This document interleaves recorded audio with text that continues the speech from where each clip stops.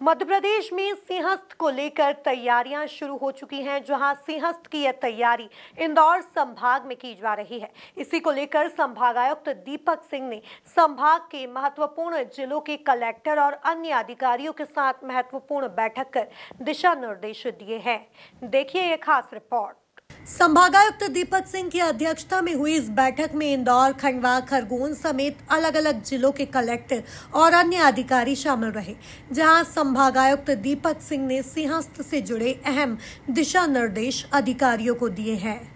मध्य प्रदेश शासन द्वारा सिंहस्थ को लेके विभिन्न निर्माण कार्य स्वीकृत किए गए हैं।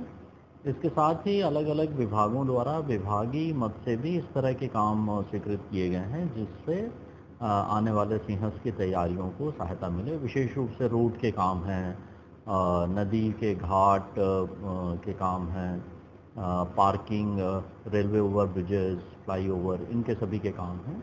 इसी विषय में एक बैठक बुलाई गई थी, जिसमें इंदौर, खंडवा और खरगोन के कलेक्टर और विभिन्न विभागों के अधिकारी उपस्थित थे।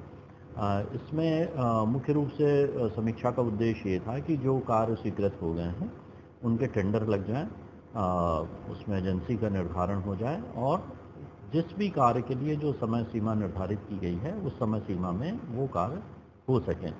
इसके साथ ही जो नेशनल हाईवे के काम चल रहे हैं या रेलवे ओवरब्रिज के काम चल रहे हैं, उसमें नेशनल हाईवे या रेलवे के जो केंद्र सरकार के अधिकारी हैं उनसे भी समन्वय के भी विषय रहते हैं, उसके बारे में भी उनसे बातचीत की गई है।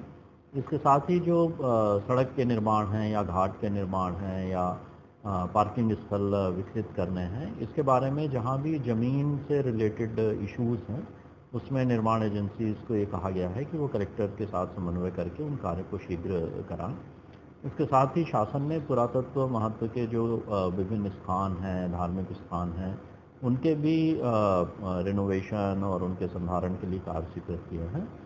उन कार्यों को भी समय सीमा में कराने के लिए निर्देशित किया गया है। कुल मिलाकर देखा जाए तो मध्य प्रदेश में सिंहस्थ को लेकर तैयारियां शुरू हो चुकी हैं, जहां सिंहस्थ की यह तैयारी इंदौर संभाग में की जा रही है।